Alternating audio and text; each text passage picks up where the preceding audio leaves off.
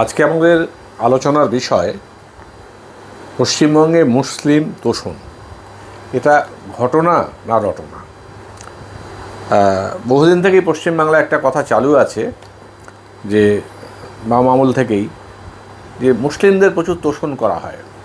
তাহলে তোষণ করা হলে পরে তাদের যে আর্থসামাজিক উন্নতি হওয়ার কথা, আপনি তো একজন গবেষক হিসেবে বিষয়টা দেখেছেন, আপনার কি মনে হয় যে সত্যি সত্যি তাদের আর্থিক এবং সামাজিক উন্নতি হয়েছে, বা তোষণ শব্দটার কোনো প্রয়োগ সত্যি সত্যি সমাজে হয়েছে, মুসলিম সমাজে?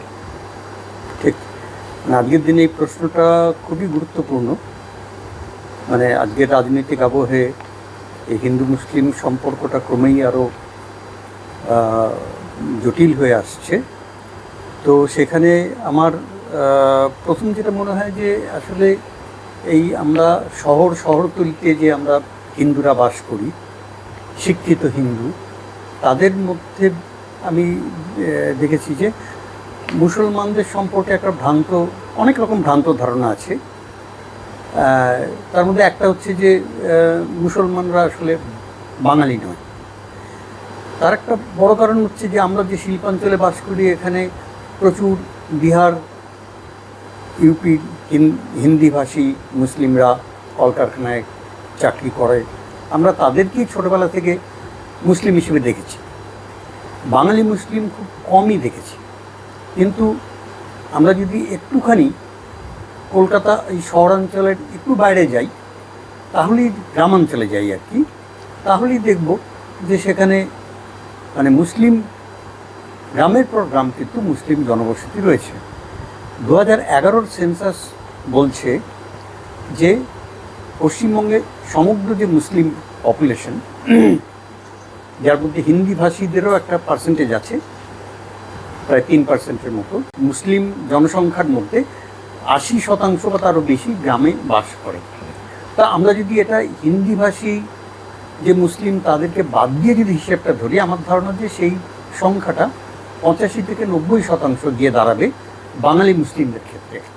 এবং এই বাঙালি মুসলিমরা আসলে আমাদের কাছে অনেকটাই অচেনা একটা ব্যাপার। এবং সেই জন্য আজকে যখন এই বাঙালি মুসলিমদের বিস্তীর্ণ গ্রামাঞ্চলে তাদের এসআইআরে তাদের নাম শয়ে বাদ চলে যাচ্ছে, আমরা শহরের হিন্দুরা কিন্তু তাতে খুব একটা যন্ত্রণা বোধ করছি না।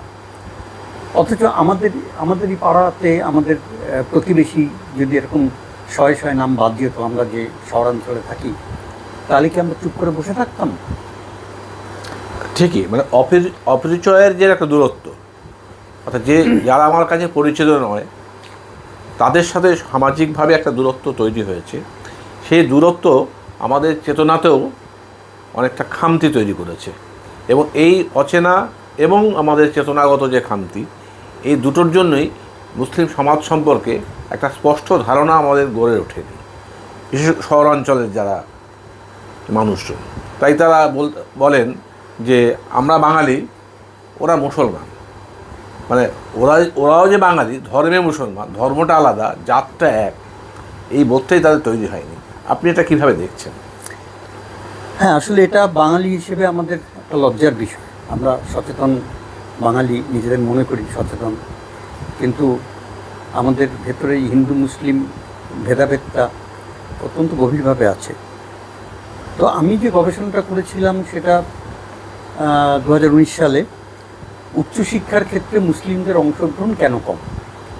এটা সেই সময় আমি একটা কেন্দ্রীয় সরকার একটা উচ্চশিক্ষা নিয়ে একটা রিপোর্ট বার করে, all India survey on higher education, all India survey on higher education. তার যে রিপোর্ট, সেই রিপোর্টে দেখা যাচ্ছে যে পশ্চিমবঙ্গে কলেজ স্তরে মাত্র 11% মুসলিম, অর্থাৎ সমগ্র ছাত্রছাত্রীরা যারা কলেজ স্তরে ভর্তি হচ্ছে, এনরোলমেন্ট, তাদের মধ্যে মাত্র 11% মুসলিম।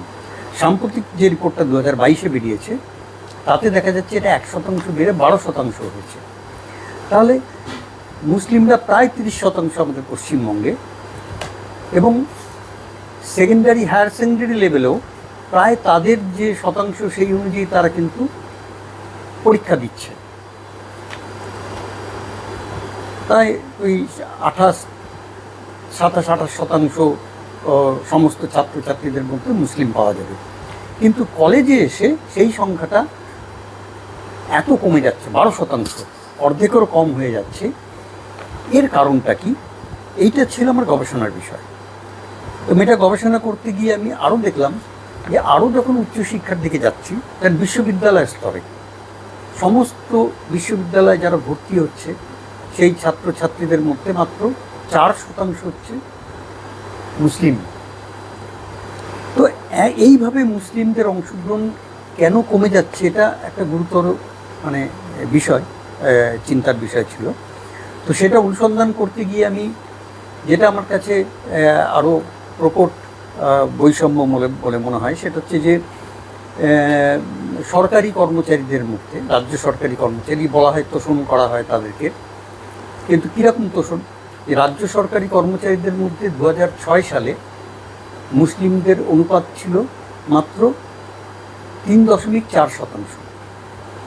সেইটা আমি যখন গবেষণা করি তখন সেটা 5.7% হয়।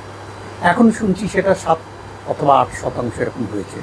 অর্থাৎ মুসলিমদের 30% যে পপুলেশন, সেই তুলনায় এটা অত্যন্ত কম।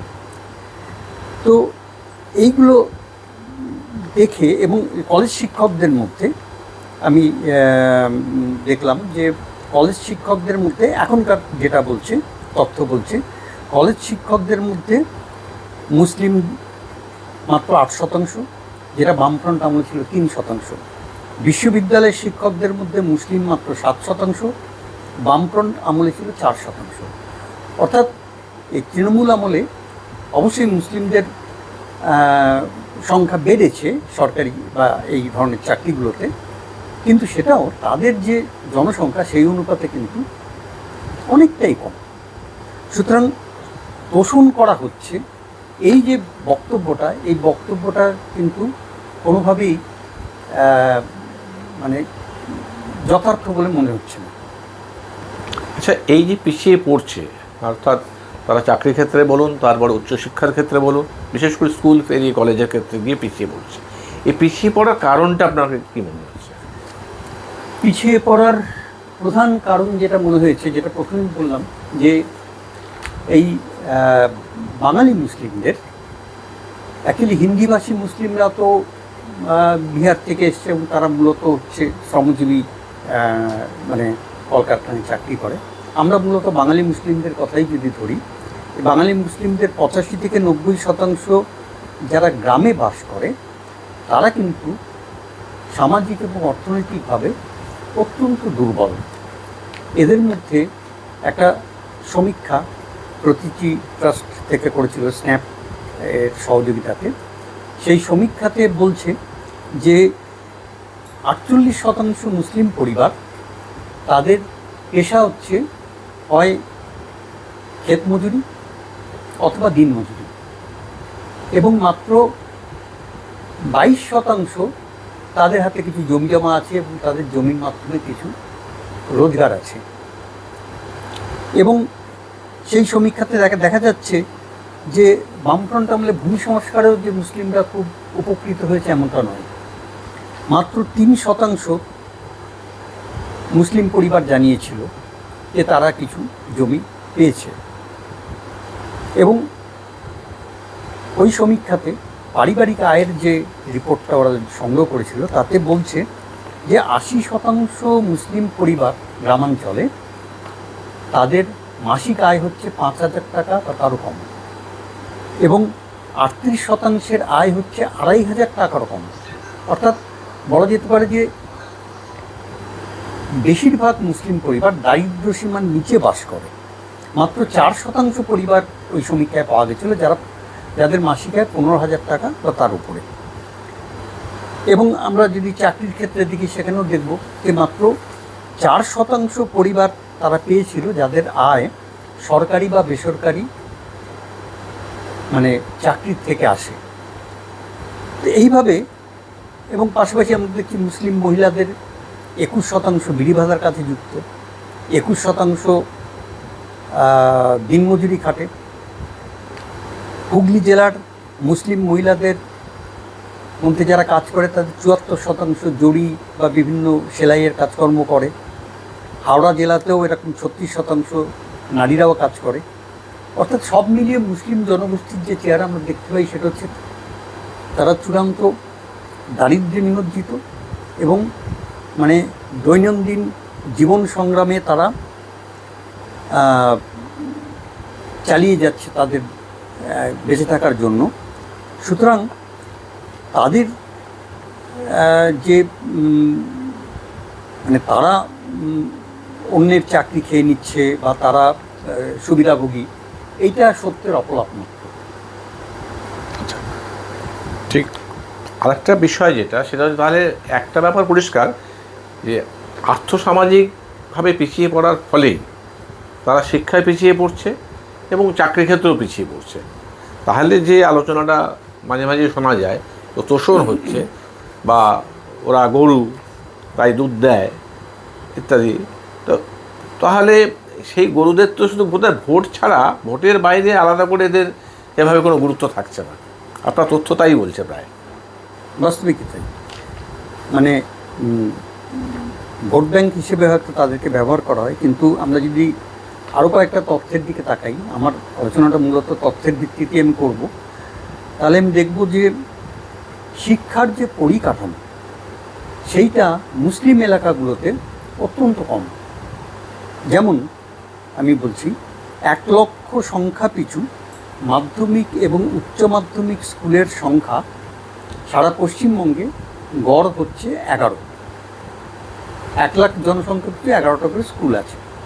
সেইটা আমি যখন দেখছি মুর্শিদাবাদে মাত্র 7টা স্কুল আছে লক্ষ জনসংখ্যা পিছু, মালদায় ৮.৫, দিনাজপুরে ৬। যদি কলেজের সংখ্যা দেখি তাহলে অভাবটা আরও স্পষ্ট হবে।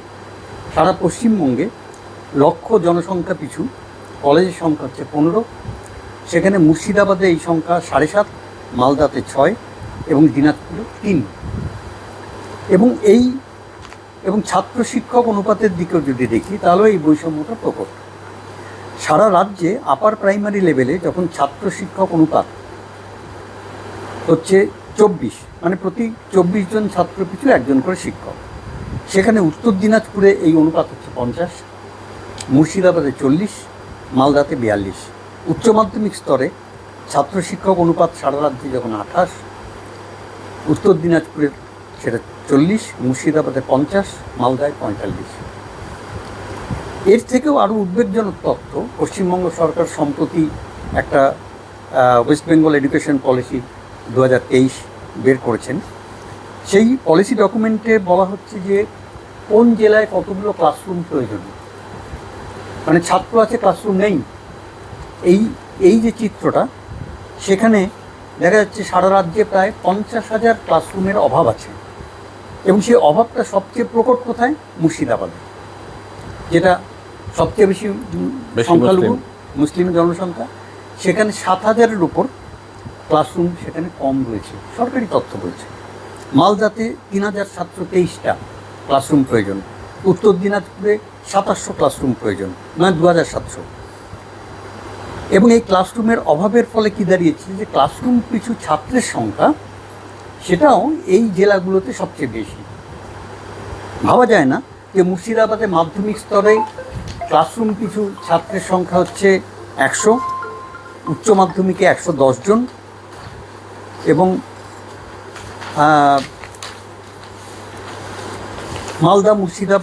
মালদা এবং উত্তর দিনাজপুরে ৮৭ জন।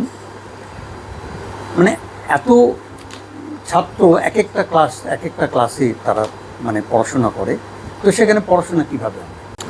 একটা বিষয় তাহলে এই মুসলিমদের সামগ্রিকভাবে উন্নয়নের জন্য যে পলিসি তৈরি করা হচ্ছে, সেই পলিসি তৈরি করার ক্ষেত্রে মুসলিমদের কোনো ভূমিকা কি আপনি দেখতে পেয়েছেন, বা ভূমিকাটা আদৌ কোনো ভূমিকা আছে? হ্যাঁ, প্রথম তো হচ্ছে যে এই যে আমরা যেটা দেখলাম সেটা হচ্ছে যে বামফ্রন্টের ৩৪ বছর এবং বর্তমান সরকারের ১২ বছর ধরলে ৪২ বছরে মুসলিম অধ্যুষিত এলাকাতে কিন্তু শিক্ষার ন্যূনতম পরিকাঠামো তৈরি হয়নি। তো ঘটনা হচ্ছে যে পলিসি তৈরি করার জন্য তো মুসলিমদের বিধানসভায় উপযুক্ত প্রতিনিধিত্ব দরকার। তো সেইটা আমরা দেখব যে 2011 সালে পশ্চিমবঙ্গ বিধানসভায় 59 জন মুসলিম এমএলএ নির্বাচিত হয়েছিলেন। আর বর্তমান যে বিধানসভা শেষ হচ্ছে, সেই বিধানসভায় মুসলিম এমএলএর সংখ্যা সম্ভবত 44-45। আর এখন যে নির্বাচন হচ্ছে তাতে তৃণমূল মাত্র 47 জন মুসলিম ক্যান্ডিডেট দাঁড় করিয়েছে, তার মধ্যে কতজন জিতবে আমরা জানি না। আর সিপিএম দাঁড় করিয়েছে 28 জন, 26 জন, আর বিজেপি একজনও মুসলিম দাঁড় করায়নি। অর্থাৎ সামনের যে বিধানসভা তাতে মুসলিমদের সংখ্যা আরও কমে যাবে। এবং আমরা যদি মন্ত্রিসভার দিকে তাকাই, যারা পলিসি ডিসিশন নেয়, সেখানে আমরা দেখব যে বর্তমান মন্ত্রিসভায় বলা হচ্ছে মুসলিম তোষণ করা হয় পশ্চিমবঙ্গে। বর্তমান মন্ত্রিসভায় 4 জন পূর্ণ মুসলিম মন্ত্রী আছে, তাদের কারুর হাতে কোনো গুরুত্বপূর্ণ পদ নেই। এবং তারা মূলত শহর কেন্দ্রিক, ফিরাদ হাকিম মতো মন্ত্রীরা, এরা তো শহরের মানুষ, গ্রামের সমস্যা তারা বুঝবে কী করে। আর 6 জন প্রতিমন্ত্রী আছে, যাদের কোনো সেইভাবে অর্থে পলিসির ক্ষেত্রে ভূমিকা নেই। এই যে এভাবে মানে পলিসি মেকিংয়ের থেকেই মুসলিমদের একভাবে ডিপ্রাইভ করা হচ্ছে এবং সামাজিকভাবেও তারা পিছিয়ে পড়ছে, এই দুটো মিলিয়ে আপনার গবেষণায় মূল তথ্যটা কি ধরা পড়ছে? মূল তথ্য ধরা পড়ছে যে মানে মুসলিমদের যেমন দারিদ্র তাদের ক্ষেত্রে একটা বড় বাধা, আরেকটা বড় বাধা হচ্ছে তাদের মানে সামাজিকভাবে তাদের যে বৈষম্য। অর্থাৎ মুসলিমরা কোনো উচ্চ পদে আছে এরকম দৃষ্টান্ত খুব কম, যার ফলে ছাত্ররা যে পড়াশোনা করার জন্য যে উৎসাহ তাদের দরকার আর কি, সেই উৎসাহটা তারা পায় না। অর্থাৎ একটা সমাজে পড়াশোনা করে সমাজের মধ্যে বা আমার আত্মীয়দের মধ্যে কেউ ভালো চাকরি পেয়েছে, কেউ ডাক্তার হয়েছে, কেউ ইঞ্জিনিয়ার হয়েছে, বা কেউ সরকারি চাকরি পেয়েছে, এগুলো দেখলে তো ছেলে মেয়েদের পড়াশোনার একটা উৎসাহ আসে, বা পরিবারের লোকেও তখন পড়াশোনার জন্য উৎসাহ দেয়। কিন্তু মুসলিমদের মধ্যে যদি আমি দেখি, তাহলে এই ধরনের উচ্চ পদে থাকা মানুষের সংখ্যা এত কম। একটা সমীক্ষা বলছে, একটা হিসাব বলছে, 1947 থেকে 2022 পর্যন্ত পশ্চিমবঙ্গের হাইকোর্টে 17 জন চিফ জাস্টিস নিযুক্ত হয়েছেন, তার মধ্যে একজন মুসলিম ছিল না। 175 জন জজের মধ্যে এখন অবধি 175 জন জজের মধ্যে মাত্র 9 জন মুসলিম। এই সময়কালে 665 জন ডিস্ট্রিক্ট ম্যাজিস্ট্রেট বিভিন্ন জেলায় নিযুক্ত হয়েছেন, তাদের মধ্যে মাত্র 18 জন মুসলিম। এবং এই মুহূর্তে পশ্চিমবঙ্গের এতগুলো জেলাতে কোথাও কোনো মুসলিম ডিস্ট্রিক্ট ম্যাজিস্ট্রেট নেই। আমরা যদি আইপিএস আইএএসদের দেখি, তাহলে পশ্চিমবঙ্গে এই মুহূর্তে যারা আইএস আইপিএস আছেন তাদের মধ্যে, আমি অত বিস্তারিত হিসেবে যাচ্ছি না, 6 থেকে 7% হচ্ছে মুসলিম। অর্থাৎ মুসলিমদের যে প্রায় 30% জনসংখ্যা, তার প্রতিনিধিত্ব কিন্তু চাকরি ক্ষেত্রে নেই, যার ফলে একটা মানে উৎসাহের ক্ষেত্রে একটা প্রচণ্ড বাধা। মুসলিম ছেলেরা একটু পড়াশোনা করছে, করে তারা কাজের জন্য বেরিয়ে পড়ছে, বিভিন্ন কনস্ট্রাকশন ওয়ার্ক হিসেবে তারা শহরাঞ্চলে কাজ করতে চলে যাচ্ছে, বাইরে চলে যাচ্ছে কাজ করতে। আর মেয়েরা পড়াশোনা করছে, ছেলেদের থেকে অনেক বেশি পড়াশোনা করছে, কিন্তু তাদের ক্ষেত্রে যেহেতু গ্রামাঞ্চলের এটা হিন্দু মুসলিম সব পরিবারই আছে, কম বয়সে বিয়ে দিয়ে দেওয়া হয়। তাহলে বিয়ে দেওয়ার ফলেও তাদের যে পড়াশোনার যে অগ্রগতি সেটা ব্যাহত হয়ে যাচ্ছে। এবং এই মুসলিমদের পড়াশোনার অগ্রগতি করার জন্য যে চেষ্টাগুলো নেওয়া হয়েছে, সেখানেও কোনো সরকার থেকে উৎসাহ পাওয়া যায়নি। আমি অনেক মুসলিম বুদ্ধিজীবীদের এবং ছাত্রছাত্রীদের ইন্টারভিউ নিয়েছিলাম এই গবেষণা করতে গিয়ে। একজন মুসলিম আইপিএস অফিসার তিনি আমাকে বলেছিলেন যে তার জেলা মুর্শিদাবাদে তিনি একটা বিশ্ববিদ্যালয় খুলতে চেয়েছিলেন, সম্পূর্ণ নিজে অর্থ সংগ্রহ করে তিনি একটা বিশ্ববিদ্যালয় করবেন। এটা তার একটা ছিল, মানে চেষ্টা ছিল। তিনি সেই প্রজেক্ট মানে পরিকল্পনা যখন বামফ্রন্ট সরকারকে জানান বুদ্ধদেববাবু সেটা নাকচ করে দেন। ঠিক একইভাবে মমতা বন্দ্যোপাধ্যায়কে তিনি সেই প্রস্তাব দিলে মমতা বন্দ্যোপাধ্যায় সেটা নাকচ করে দেন। এবং এরকম আরও দৃষ্টান্ত আছে, এরকম একাধিক দৃষ্টান্ত আমি পেয়েছি যে মুসলিম একটু শিক্ষিত প্রতিষ্ঠিত মানুষরা তারা যখন তাদের সম্প্রদায়কে শিক্ষাগতভাবে এগিয়ে নিয়ে যাওয়ার জন্য চেষ্টা করছেন, সেখানে কিন্তু তারা কোনো সহযোগিতা পাচ্ছেন না। তাহলে তোষণ হচ্ছে, এই কথাটা বলার জায়গা কোথায় আছে? আচ্ছা, আরেকটা বিষয় আমরা দেখি যে শুধু তাই নয়, শহরে শিক্ষিত মধ্যবিত্ত বা একটু উচ্চ মধ্যবিত্ত তারাও মুসলিমদেরকে গ্রহণ করার ক্ষেত্রে একটা অনীহা আছে, এবং তারা যদি একটা বাড়ি ভাড়া খুঁজতে যায় বা বাড়ি কিনতে যায় তা প্রবল বাধার সম্মুখীন হচ্ছে। এইটা আপনি কীভাবে ব্যাখ্যা করবেন? এটাও মানে ছাত্রছাত্রীদের পড়াশোনার ক্ষেত্রে একটা বিরাট বাধা। কীরকম বাধা? আমি এটা গবেষণা করতে গিয়ে দেখলাম যে মুর্শিদাবাদ, যেখানে কিনা মানে মুসলিম জনসংখ্যা সবচেয়ে বেশি, গ্রামাঞ্চল পুরোটাই মুসলিম, কিন্তু মানে কেন্দ্র যেটা বহরমপুর সেটা হচ্ছে হিন্দু প্রধান। তো বহরমপুরে কলেজে পড়তে বা কোনো টিউশন করতেও যদি মানে যে কোনোভাবে কোচিং করতে যদি গ্রামের থেকে মুসলিম ছেলে আসে, বহরমপুরে তারা ঘর ভাড়া পায় না, থাকার জায়গা পায় না। এবং এই সমস্যা সারা পশ্চিমবঙ্গ, কলকাতাতেও, এমনকি যাদবপুরের মতো এলাকাতেও মুসলিমদের ঘর ভাড়া দেওয়া হয় না। তো এই যে সমস্যাটা মানে অত্যন্ত গভীর। আমরা যারা প্রগতিশীল কথাবার্তা বলি, হ্যাঁ, হিন্দু মুসলিম ঐক্যের কথা বলি, কিন্তু বিষয়টা হচ্ছে যে এটা কিন্তু খুব ব্যাপ্ত একটা সমস্যা।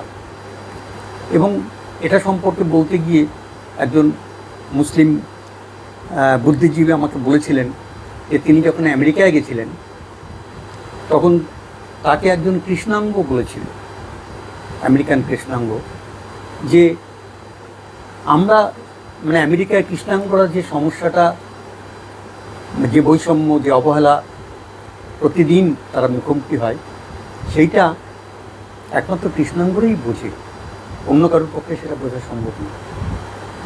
সেই উদাহরণ দিয়ে তিনি বলেছিলেন যে পশ্চিমবঙ্গে বা ভারতবর্ষ মুসলিম হিসেবে আমরা যে বঞ্চনার শিকার হই সেটা কিন্তু মানে আমরাই বুঝি, অন্য কারোর পক্ষে বোঝা সম্ভব না। তো সেইটা হচ্ছে সামগ্রিক একটা অবস্থা। এই যে তোষণের কথা বলা হচ্ছে, যদি আমি যত বুদ্ধিজীবী, শিক্ষক, বিভিন্ন পেশার মুসলিম মানুষের এবং স্টুডেন্টদের, ছাত্রছাত্রীদের আমি ইন্টারভিউ নিয়েছি, তাদের কাউকে মনে হয়নি যে তারা তুষ্ট। তারা যে এই সরকারের নীতি বা আমাদের সমাজে তারা যে ট্রিটমেন্টটা পায় তার ফলে তারা যে তুষ্ট, এটা মনে হয়নি।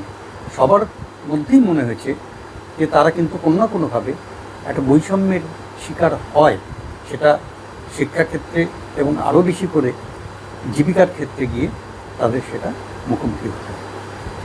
তাহলে সাচার কমিটির রিপোর্টে মুসলিমদের যে অবস্থাটা বেরিয়ে এসেছিল, মুসলিম সমাজ এবং সামগ্রিকভাবে যে চিত্রটা আমরা পেয়েছিলাম, আজকেও সেই চিত্রটা এতটুকু বদলায়নি, কিন্তু কিছু মিথ তৈরি হয়েছে যে তাদেরকে তোষণ করা হয় ইত্যাদি। প্রকৃত অবস্থাটা কিন্তু খুবই ভয়াবহ।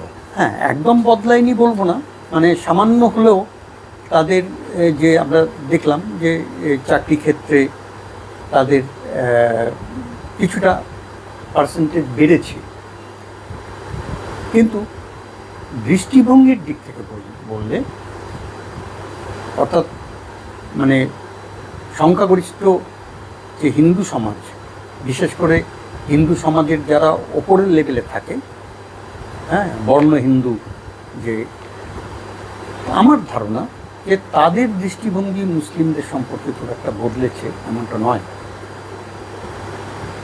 অনেক অনেক ধন্যবাদ আপনাকে। নমস্কার।